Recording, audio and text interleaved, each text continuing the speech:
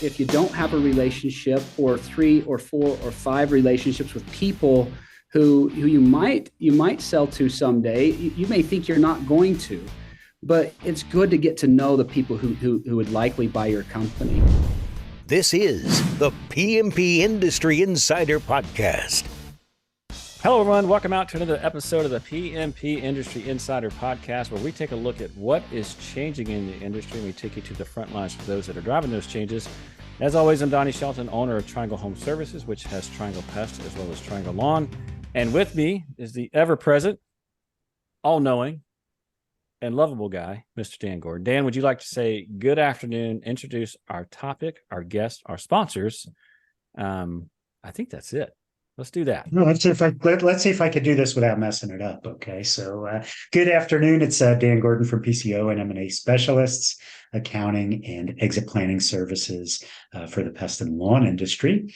You may have heard the news that we've expanded PMP Industry Insider offerings to include peer groups with industry veteran David Billingsley. We put several groups together since we started this. To learn more, go back and listen to episode number 136 or visit pmpindustryinsider.com/peer groups. Also, our sponsors for this episode are Coalmarch by WorkWave. If you need marketing services, it's coalmarch.com. And then for insurance, our other sponsor, platinum sponsor, is PestSure. If you need insurance for the pest control industry, that's pestsure.com. And today, two very, very special guests, good friends of mine. We're going to be talking about how to craft a successful transition. And two friends of mine are co-founders and brothers-in-laws, Mike Romney and Bryant White, who sold door-to-door in the early 2000s for large pest control companies as summer sales reps. And eventually Mike founded a door-to-door marketing firm called Romney Services, working for Orkin. And in 2012, he and his brother-in-law, Bryant, launched Fox Pest Control. And so over 11 years, they grew it to $120 million with 1,300 associates before selling to Rollins earlier this year. So we talked with Mike and Brian early in 2021, I think it was episode 23, how values, attitudes, attributes drive culture at Fox Pest Control. So today we're going to discuss how they grew their company so rapidly and what it looks like for a successful transition out of your business. And so we welcome, guys. Just great to have you. Yeah. Glad to be here. Thanks for having us. Yeah, it's always good to spend time with you too. You guys are great friends to both of us. You know, I have to say, last time we had you guys on the podcast, I have this remarkable, which you can't see unless I took like 8 pages of notes. So I'm pretty sure it'll be the same way this way. So welcome back. This is in my mind, this is such a fantastic topic because, I think every owner at some point has to face this question of what does a transition look like? I mean, no matter what, you got into the business. It's like coming in the world, you're going to have to leave, right? And it's the same thing with the business, right? You're going to come into the business, and at some point you have to work a transition. And you guys' story is beyond amazing. It's phenomenal. And I've been out to visit with you guys, and I will tell you, and I will tell our listeners that Fox is the real deal. Absolutely. When I've been out, and the culture is amazing, what you guys have built is amazing, and I'm always in awe. And I never leave a meeting from you guys without taking a ton of notes. So welcome.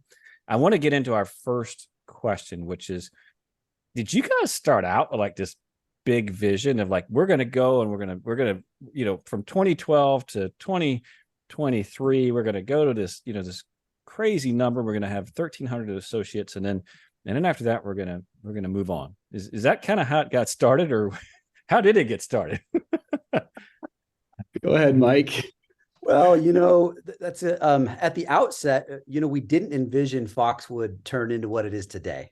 We always believed that we'd be successful, but probably not on this scale. We feel extremely blessed. And Bryant and I, we have to give so much of the credit to the growth and success of Fox to our amazing group of people that we call the Fox family. We also believe, you look at the last 12 to 15 years and the unprecedented growth in the economy, And sometimes Bryant and I just chalk it up to that almost anybody that worked hard and believed in people and tried to do things by correct principles could be successful the last 12 or 15 years. So we don't know if we can take a lot of the credit, and that's just kind of our nature. We believe in working hard, but we just believe we did it as a team. But we grew into our vision, and yes, we had to adapt and we changed our vision over time. But Bryant and I originally thought that we could start 2 or 3 locations and maybe over a 5 to 10 year period, add 1 or 2 more to that. And wow, if we could get a few locations up to doing $2 to $4 million each, we would be happy with that. And but you know what we did starting off is we just had the most important values and principles in place. What we believed was the most important principle was growing people and believing in people and giving them the autonomy to grow. And that's really, our vision changed as we grew, and we grew because of our people. Bryant, what would you add to that? Oh, I just echo everything you said. I don't think we, I think we ever even had our wildest dreams thought we would be this big. It wasn't our ambition. It wasn't our goal. I think our goals were satisfied by much lower numbers in terms of dollars and success and those sorts of things. Our vision has always been centered around, like Mike said, growing and developing people, but also around we have had a strong family focus, and we believe that time is sacred and important and special, and what can we do with our time, because it's our most valuable asset, and how can we use that time for the benefit of other people outside of just ourselves, and so those were part of our goals, were to be able to focus on our family a little bit more, and then be able to focus on doing good in the world for other people, and what we found in the process was really fascinating and interesting, because we found that what we were doing as we were growing people was a lot of what centered around our purpose for even starting the business. It was kind of the end goal became part of just what we did every day. And so as we were building kind of a dream and a goal for ourselves, we found there was other people that, had the same, and that's how you align with people. You have similar values, you look at life similarly, and you align with those people who are the best kind of people you can find, and give them an opportunity to grow. And it was just remarkable what happened. So I know that I just have to stop here for a second, because this is absolutely an amazing story. And you guys are nowhere near giving yourself enough credit in my mind. So I'm just going to say that. But like, to attract 1,300 people and to grow a business at scale and size that you did, you guys have to be amazing at showing the vision. And, we talk about the original vision for you. And I wrote down, okay, growing people, growing opportunity. I think that's fantastic. And I believe that. I certainly believe that you did. My question is like, what vision would pull that many people to your business? Like, what did you guys, what does that make sense what I'm asking? Like, what is that? Like, what would be, how did you guys develop your leadership skills to get everybody to say, we want to follow these guys, we're willing to take a bullet for them? Because when you started, you probably were thinking, gee, I just want to make a paycheck. And then ultimately it started getting better and better. And, when you start a pest control company, making a paycheck's a big deal, because you're usually negative. You usually have more month than money. So, how did you develop that? Well, that's a really good question. So it was a process. Bryant and I had to grow into it ourselves. And the first thing I would say, listen, Bryant and I are brother-in-laws. We've been close for a lot of years, and that has been a big strength. Number one, starting off from the very, very beginning, because it was just us. And we see the world very similar. We believe in the same principles and values, which really was important. And we leaned on each other's strengths. And I couldn't have done it without Bryant. He is awesome. He's great. Anybody that knows Bryant just knows the strengths that he has. And then when we talk about leadership, it wasn't very long after we started that Bryant and I realized that we were in over our heads. we started to become students of leadership, right? And I mean, we'd been to college and we'd done different things, but it's not applicable until you're right in the middle of it and you're starting to figure out like, wow, how am I going to lead this organization? And so we started studying so many of the greats that write about leadership. And we've talked about this before a little bit about the core values that we came up with. And one of the things that we found as far as creating a vision is people are attracted when you have a vision of what you stand for and who you are. You also need to have a vision of where the company is going. But what we really hung our hat on at first is what we stood for. And what if you came and worked here, you know that we believe in these principles and these values, and this is who we are. And we stood on that for a long time. We still do. As far as creating a vision for the company, I'll say this, Bryant, and then just let you kind of comment on that question, is that we did start to really quickly in that end of the first year, end of our second year, we kind of had a rude awakening, like, wow, it was a great awakening because we were growing faster than we were ready to, faster than our infrastructure was prepared to do. Mm-hmm. And that was kind of the name of the game over the last 11 years. We would wake up after every summer and be like, oh, our infrastructure 4 months ago is not in place for the growth that we just experienced. So we started to have to think about vision for our people. And it's great when you're growing that fast because you can really quickly turn to all your people and say, hey, you know what, by this time next year, you're going to have a different position, a better leadership position in our company because we're growing fast. And that was a lot of fun. To search for talent and to grow our people. Bryant, your thoughts? Oh, I love everything you said and couldn't agree more.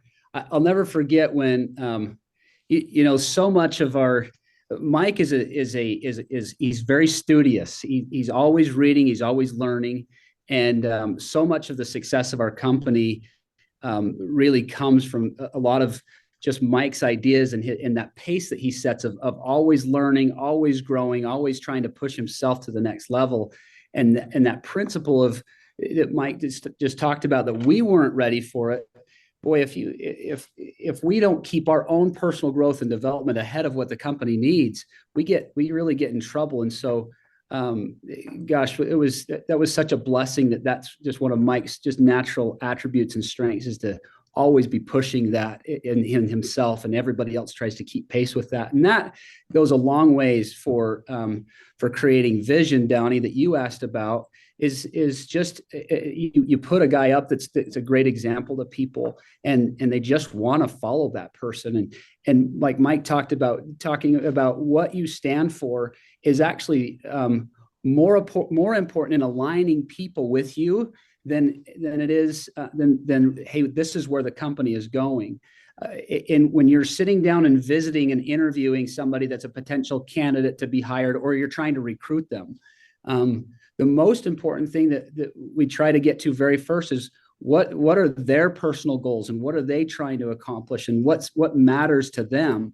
And all of those questions come out because we're also looking for that alignment, so that because our goal really, in essence, is to help them to accomplish their goals, if those goals are kind of in the path of what Fox can provide.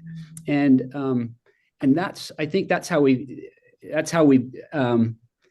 attracted a lot of people. Came to Fox because of what we believed in, what we stood for, and then we threw our weight behind their goals that happened to be attainable inside of what we could provide them in our company.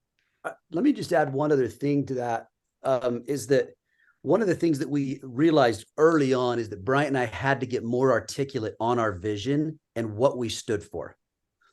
And that was where Bryant and I had a lot of growth. And we would really encourage anybody that's, wherever you are in a company, but if you're a long ways into the company, you've probably got here.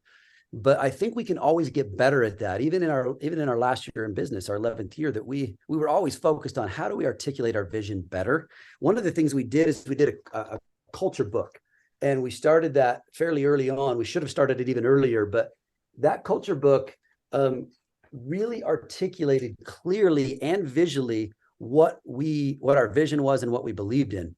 And one of the things that Bryant and I, it probably took us by surprise, is that because we articulated our vision and our values and who we were and where we were going as a company, we articulated it fairly well. And every year we think we got better at it. People bought into that, and we had people coming from other industries and our industries that wanted to be part of our team. It was a natural recruiting effort when we articulated our vision and our values and principles the right way. And those, and so then we had a little bit of a problem that we would have people coming and saying, I want to be part of your team. I want to do what you guys are doing. So many of our reps wanted to start branches, which we weren't really expecting, right? They're like, hey, I want to go do what you guys are doing. Can I just come start a branch location? And that happened fast and probably almost too fast. We got to where we had to create a list and say, okay, if you want to start a Fox branch with us, here's the requirements. And we kind of had to slow that down a little bit. So on the culture book, I received several of them over the years. Who was the audience, right? You would send one to me, and but who got most of those books? Go for it, Brian. Our people. It's the people who work for us, because it's not just about it's as much about being like Mike said, being articulate to attract the people, but it's also about making sure that those core values are on the forefront of people's minds. In fact, you develop a language inside. Every organization has kind of a language. We all speak whatever language we speak, English or whatever it might be, but your company and your organization, churches, groups of people, organizations kind of adopt a language, and we wanted to make sure that our language was built around what we wanted to be built around, and that was our vision and our values. And so our number one target audience from day one was always our people. And but it was also so you can see them on the wall behind me. I'm in the office. We've got these core values up here, and when we would interview a candidate, they would sit very intentionally on the opposite side of the table to where they were looking at the core values behind us, and they would look at them and they would study them and they'd say, oh, I believe in that, or I like that one, or I like this, or what does that mean? And it would be a great talking point. And we would get people ask fairly often that come from other organizations that if they were brave enough to ask, do you actually live those? And because they've worked at organizations where they have core values that might sound similar, or that are very, that would be something that they'd be attracted to, but they didn't see it lived out in the organization, and so there's some skepticism amongst our candidates, and Mike and I had to be the standard bearers, and rightfully so, and we loved it. We obviously embrace that, but what you're really doing in building a team is, you need highly capable people who can perform at a high level and all these great things and great leaders, but you have to have standard bearers that really carry the flag on the vision and the values. You said something there that I just want to highlight for our audience, because I think it is critical. And then I want to move into a transition, because we're talking about just the setup here, but you mentioned it, and I just want to highlight it. And that is because I see this a lot. Oftentimes I feel like folks have an idea like, hey, it would be great if my company could run this way. Hey, it would be great if we could do this. And so they sit down and they articulate the vision. They sit down and they articulate the values, but then the leader never aligns behind that, right? And so there's no connection between this is what I'm saying versus this is what I'm doing. And I mean, that's kind of what you pick up when you become a leader, right? When you do that, that's just such a critical part that I feel like, I mean, I don't want to sound negative, but it absolutely is. I see folks mess that up so much because they don't understand that, okay, well, if this is a standard that we're going to set, I've got to be above that, or at least to that. Otherwise, I'm not going to have the moral authority to really, to create the belief, right? I mean, when you look at the culture book, which I've seen that culture book, I know you guys have several versions of, it's amazing. Like, unbelievable. It absolutely is amazing. The production is just fantastic. That's one of the reasons I asked who else does it go to? It's just terrific. The key point I want to make about that culture book, though, is it's tying back the realism of this is who we say we are, and here's the valid proof that that's what's really happening here. I think that's for me at least, that's the part that it really resonated with me when I looked at it. It's like, okay, this is not just people talking. This is actually happening. So, all right, with that, Dan, do you want to go ahead and lead us into our next part? But before that, just two things. So I had two kids who graduated from college while we were working together, and their senior years, I showed them the culture book, both of them, and they both said, "I want to work for them." So, That's awesome. So anyway, yeah. So when we started working together, you came to visit us in New Jersey, and I think you were doing like $7 or $8 million, and by the end you were over $100 million, or over $100 million. How did you do it? And from a leadership perspective, right? You're talking, okay, we could create the vision and everything. Administratively, how do you put together over 1,000 people, like an org chart, right? An accountability chart. What were your thoughts going into that? Brian, why don't you start us off? Yeah. I could just say we made a lot of mistakes. And there's a lot of mistakes to make, and when you're small, there's titles that you kind of give out a little early, a little title inflation, because you think you need a CFO, but you really don't. You're not big enough to have a CFO yet. And we have a great CFO, by the way. He's awesome. He's a wonderful guy, but it's easy to over title somebody along the way and make a few mistakes. And we, and it's always changing. And one of the challenges with it is that we talked about earlier, Mike brought up that we had to grow to keep up with our company, but not everybody did. And so sometimes you have to top grade your talent and becoming good at that and trying to make sure that people have a good transition if they're just not, up to par anymore in that role, because it takes more and more every time our company grew. So it was an iterative process, and boy, there was so many people that deserve the credit in this, people that we reached out to who are good mentors to us. We can't talk about Fox Pest Control without giving a shout out to Sam Hagopian, who runs Excel Pest and Termite in Bergen County, New Jersey, who introduced us to Dan Gordon. That's how we got connected. Yeah. Love Sam, and so grateful for him as a mentor. And Ian at Massey, Ian Robinson, and there were just a lot of great people. And Dan, you were a great mentor to us. And so just reaching out and networking, and that's a great thing about our industry that we love so much, is that people are really generous. And so I just maybe go with that, and maybe throw it to Mike for whatever thoughts you might have. Yeah. Thanks, Brian. I agree with all that. And we, when you look at the company and developing the structure, I just want to touch on this briefly.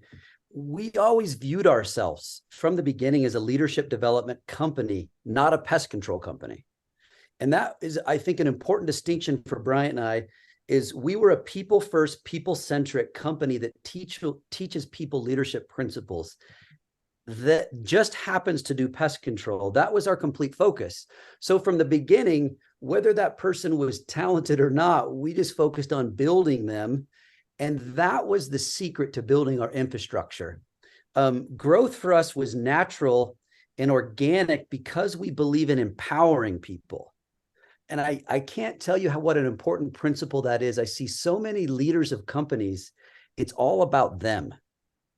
And so we believe in actually giving the power to our people to have a say in what we're going to do, to counsel. The collective intelligence is so important. So in those early days and all the way through our company, our group of people helped us run the company. They helped make those decisions. Ultimately, it came down to Bryant and I to make the decision, but trusting our people and giving them autonomy, purpose, and being able to master their craft, people flourish in that environment. Now, occasionally we'd have somebody in there that just wasn't up to standard, and we'd either have to coach them out or coach them up or coach them out. But that's really an important part. The other thing that was really fascinating, we naturally grew really quickly because of the door-to-door sales aspect. But from day one, we used we started our digital marketing. which was also very important. It's changed. The world has changed so much in digital marketing in 11 years that Donnie would be the expert and know that. But that was an important part to build that structure. And scaling, we've mentioned it before, but it's so important to what I think some of the mistakes that we made early on, and we had amazing people and still do, and most of those people have stayed with us over the years. But when do you know when you need that person, right? I mean, I remember Bryant and I passing on a couple great hires that we should have hired. And then literally like 3 to 4 months later being like, what were we thinking? Why did we pass on that guy? Let's go find somebody else because that person was gone. That is a question. So I would actually spend more money a little bit sooner on finding the talent and building some of those places in our organization when we maybe didn't know that we needed them or we didn't want to spend the money. Absolutely. One of the things that you just said is really important. When I hear a lot of people talk about their business, they say we're a sales organization that performs pest control. You guys are a leadership development organization, and everything comes in under that. That's profound. That's good stuff. Yeah. So, All right. So let's talk about accounting. Obviously you get bigger, you need an org chart, you need to control everybody or to get everybody singing off the same sheet of music. How do you control your finances? Tell me about, we got in early with you and helped you, but tell us about the experience of what you need to go from 7 or 8 million to 100 million or more.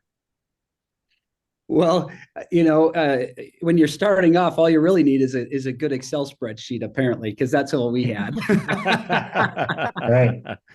I'll never forget, Dan, when we engaged you and we were talking and you talked about the QuickBooks and I remember thinking that you would assume that we had an accounting software and we were just biting our lip a little bit because we were just on Excel and then we kind of turned our books over to you to look at them and Mike and I we were so anxious to hear how we stacked up, and have you look at our books, but we were also a little bashful about our accounting methods because we were just on Excel and we were doing I don't remember what we were doing at the time, but it was millions. It wasn't probably 10 million, but it wasn't 1 million either.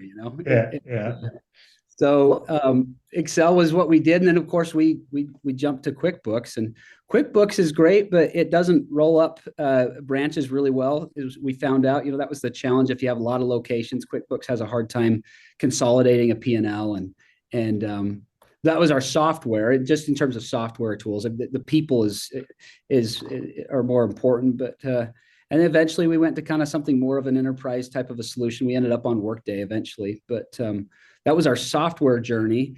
Our Brock Searle was one of those people that Mike talked about. He was an accountant and he wanted a job working for us. Brock's a great story, by the way. He started off as a technician going through college. He became a sales rep and sales manager and finished his college degree and was looking for a job and we passed on him, giving him a job just because didn't know if we were ready to hire an accountant.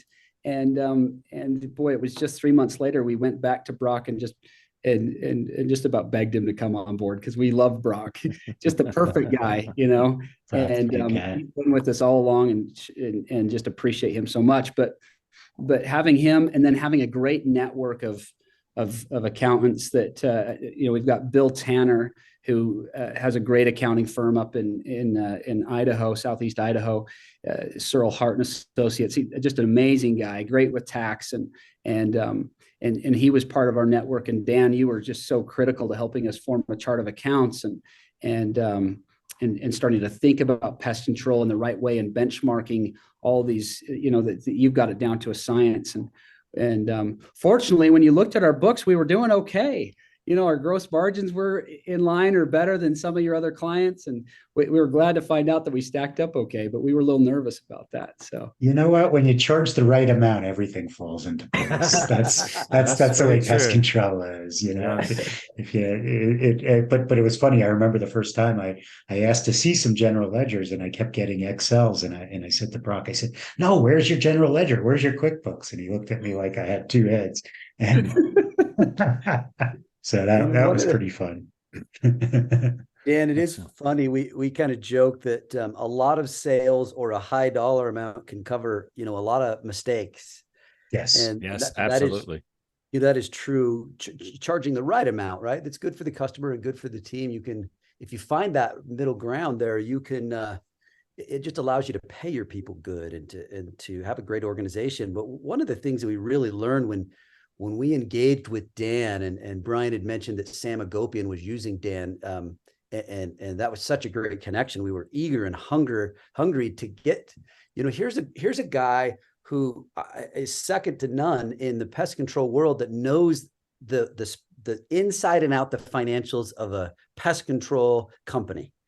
And so we were so excited to say, Dan, you go down the ledger of expenses. What percentage should we be spending on gas? What percentage should we be spending on buying trucks, on our chemicals? And we had our percentage we were spending. We didn't know if they were right or wrong. But here's a guy that's got years of experience with multiple companies, hundreds of companies that can looked at our books and says, "Hey, Mike and Brian, you guys are doing great here, here, and here. You're above here, and you're doing really good, but you could have improvement here." That was so valuable to us. And that gave us the confidence when we got Dan on our team as part of our group. That gave us the confidence to spend more money to grow, because we knew that everything was kind of in balance. Prior to that, it was just a little bit of a shot in the dark, to be honest. We were still doing fine, but knowing where our gross margin was stacking up to the best in class of other companies, super important. Knowing our net margin and where that was, that, depending on the age of your company or your goals, how much growth you want to have, and door to door is super expensive. Knowing where we can and can't be on that net margin was super important. Retention, our CAC, our customer acquisition costs, door to door versus organic. Dan was really good in saying, well, you probably should be spending more money on your inside sales. And we were already doing inside sales, but that was when we said, let's dump tons more money. Matter of fact, everything we could, we put into inside sales after we had met with Dan for about a year. Your annual recurring revenue versus one-time revenue, all these things, you've got to have a really great accounting team. And we just are grateful for Dan and our internal team, because they work so well together. And that was what was great, is Dan and Bill and other people helped our internal people grow into their positions better. They really did help us to perform at a way higher level, and that confidence. And I would just echo everything Mike said. That was definitely a critical part of our business and our growth and our development, because there was no way we would have ever reached out and hired Dan. We couldn't have afforded Dan, but to have the services and the mentorship, and you really fit, and this is not meant to be a sales pitch for PCO bookkeepers, but I would just say that you fill a niche in the industry that is so valuable, because when we were the size that we were when we engaged you, and there's hundreds of pest control companies out there that would fit that same size. It gives you access to high level accounting thinking and measurement methods and all of those things without the massive expense of a big time CFO. So it's a big deal. Well, thanks on that. Yeah, thanks on that. Let's move to having a cohesive team when doing trying to create a deal, trying to exit. I really enjoyed working with your legal team. Those guys were amazing. tell me about how important it is to have a cohesive team to negotiate a deal. And I think cohesive is the important one, because I can tell you we work on a lot of deals, and sometimes the relationship with lawyers and accountants don't always, sometimes they get a little contentious. But tell me about your experience, with that. Go ahead, Mike.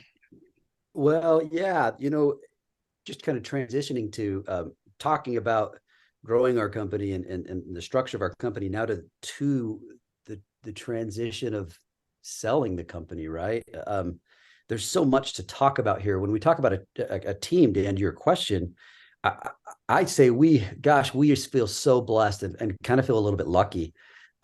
Just to be honest, we did not have a firm as we started looking. We've done business with dozens of firms, being in multiple states on different types of law issues or where you need an attorney. But we didn't really have a firm picked out long before. We did kind of go on the search for who would be that. And, we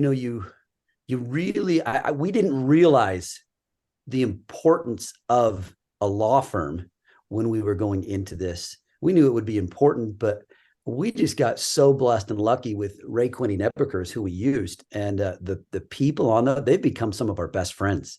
If you can even say you're friends with any attorney. I'm just joking. There's lots of great ones, but honestly, Brian and I really, really enjoyed our relationship. That was unexpected for us. But having also Dan on the team was so important, and a few people internally inside was important. I would just say, though, that when you take a step back, you have to start with the end in mind when you start to think about a team. We always thought that we would keep our company. If you were to ask Bryant and I 3 or 4 years ago, especially 10 years ago, which ended up really being a blessing, because we were not thinking, hey, let's be in this thing for 5 or 8 or 10 years and then sell it for a bunch of money. We really built it to last. That served us better than anything else in the process, because all the decisions we made were based on long term. It was based on what's right for the company, what's best for the customer. And we also had a relationship. When you talk about putting together a good team, we had a relationship with a lot of people in the industry. Rollins, for example, who we ended up, coming together with, we'd known those guys for 24 years because we'd worked in the door-to-door industry with them intimately. And so starting with the end in mind, even if you don't think right now that you would sell, I think that this next part of the discussion is going to be so important. I wish we could have maybe thought about that 5 and 6 and 7 and 8 years ago, because it just didn't even cross our mind. We feel really blessed to be able to put a great cohesive team together, but really thinking about, look, I know I might not sell now, I might not sell in 10 years, but if I do, what do I need to have prepared? I think it's really important to talk about that. It was that exact question that you just brought up, Mike. Remember that actually got us moving in this direction, because we had a discussion that made us that had us thinking about, wow, if we ever sold our company, this could be a complicated process. It could take a long time. And then asking the question, what would we need to do in order to be able to sell or prepare our company to sell it to another organization? And as you answered that question, it actually is, there's a lot of things that there's some unique answers to that question that you would only do if you were going to prepare it to sell. But there are also some common answers to that question with a sister question that would say, that you would ask, what would I need to do with my company if I were going to take a step back, be less involved, spend more time with my family or in the service of other people? And so there's a lot of alignment with life goals, no matter whether you plan to sell or not, on most things. However, there is, and Mike referenced that, man, if we would have just thought ahead a little bit more, what strength a Mark Cotter at Ray Quinney Nebeker and, what he would have brought to our organization had we have engaged him in counsel just years before. And it's been a great, that has been such a great friendship and a great value added to us. Yeah, there's another thing that I think, let me just jump in on this. in the process of a unique team in a transition or transaction, what I didn't know going into is that attorneys, they come in all shapes and sizes, and if you're not careful, an attorney can ramrod something. That probably is I'm trying to find the best word, but let's use that word. Can ramrod their agenda, and it might not be your agenda. And so, and that can actually be really crucial. It can really hurt things in a negotiation or in the deal. And so making sure that there's good alignment and that the attorney understands what you want, and you also listen to them because they've got more experience in selling a company. But at the end of the day, having attorneys that are willing to go to bat for you in a manner, in a way that represents you in the right way. For us, for Bryant and I, that mattered. Relationships matter all across the board. It has to be a win for us. It has to be a win for the company that's buying us. It has to be a win for our customers. It has to be a win for our people. And so having an attorney that understands your values and the way you want it to go, that can negotiate and push hard, but not push too hard, not frustrate. So both parties hate each other at the end of the day. That's really hard to find. And that's why we feel really blessed, because we just feel that this team did that. Can I just add to that? Because what you just said is, I've done a few deals, and it's so important what you just said. Because, if you're thinking about, hey, I'm going to ride down the road and I'm going to see one of these guys that's up on the billboard and he's pulling his sleeve back and he's getting ready to punch a guy, like, that's my guy that I want, negotiating for me. That is absolutely the wrong tack, right? Because really, in the end, there's two parts of the deal, right? There's getting what you want, but really getting what you want, which at the end is the money is one component, but there's the transition, there's the culture, there's what happens afterwards. Like and yeah, if you have this scorch and burn strategy, in the end, the wrong attorney can absolutely derail a deal. And so just to translate a little bit what Mike was just saying there, you need someone who understands the power of a relationship, that can hold boundaries when they need to, but they also understand what it takes to make the deal an actual success, and it can't be one-sided. So fantastic counsel there. One of the things that you just said is that they come in all shapes and sizes, is that the deals are all shapes and sizes. So you guys were in multiple states, lots of states. So for Mark and I to get on the same page with all the tax implications of all those states, and he understood the tax implications, which a lot of attorneys, sometimes not so much. And so I think that was really a terrific relationship that I forged with Mark. I thought he was excellent. So that's terrific. So tell us, now that the deal's done and you've had time to reflect, anything you would have done differently? There's a couple things that, again, just it's easier to look back, but we probably should have considered the tax opportunities and advantages, and maybe even charitable opportunities, a little bit sooner. Mm-hmm. Right? Those are things that when something comes up and you didn't really think about that, and it's not that we never asked ourselves those questions, but just to be honest, we probably could have been served a little bit better to talk about that years in advance. Mm-hmm. So that would be just my counsel or advice to anybody, no matter where you're at or what you think, because here's the thing. You might not think you're ever going to sell like us, or like we thought, or maybe way down the road, and life happens. With us, actually, that was the great thing. It was we didn't need to sell. We weren't in a financial spot. Nobody died. Nobody was upset at each other. Like, we were having a great time. And what a blessing to be able to sell at your own choosing, but being prepared, because you never know when. Gosh, we've had some great companies and great friends in our industry and others that we know that have had to sell because of life changes with health, a death or just, tragic health problems. So we were blessed that we never had to sell because we were forced to. But I would just say, in reviewing the whole process and knowing how long it took and the energy and effort it took, boy, anybody would be really served to sit down with some attorneys and with a guy like Dan and counsel with them about what does it really look like? What do we need to be thinking, even if it's several years out? Right. Brian, anything to add? Yeah, there's a few actually. I think just along the similar lines in early preparation, not just on the tax planning and the legal side, but we've had a long-standing relationship with Rollins, and I would just say that one of the great blessings of this whole thing is the Rollins culture and leadership. They were in it for a mutual win as well, and that was, we valued that relationship and the attributes of the good men in Matt Whiting and Jerry Galoff and Steve Levitt, and those are great. Those are just good men who they're honest. They try to do right by people, and it didn't mean that there wasn't tough negotiations, because there were at times. And on that side of things, by the way, Dan came through. He was a dead ringer at times for us. I mean, he just he was. There was just some really, I can remember some kind of critical times in our journey and in negotiating where Dan. He was super helpful all the way through, but there was a couple of times where I was just like, wow, we just have the right guy here.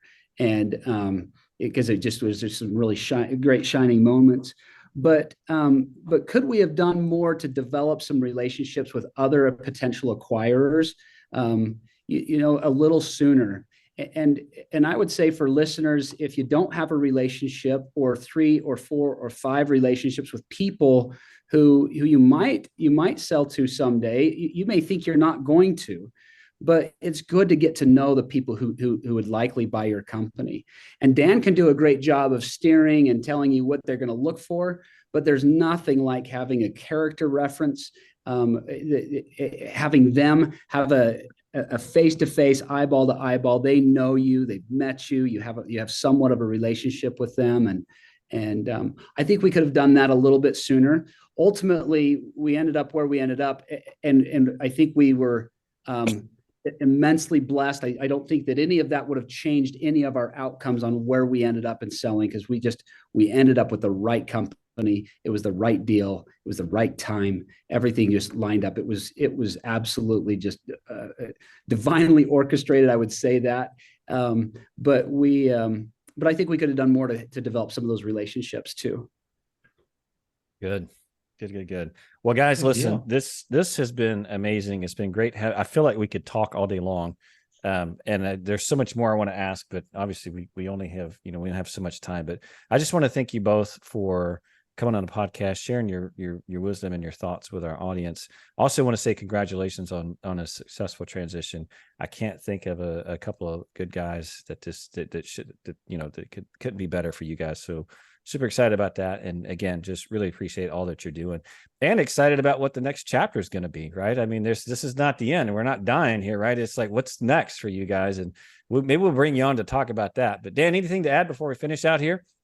No, stay tuned. But I really appreciate your friendship and all the kudos, and really enjoyed working with you. And I look forward to working with you in the future. So, great conversation, and really appreciate it.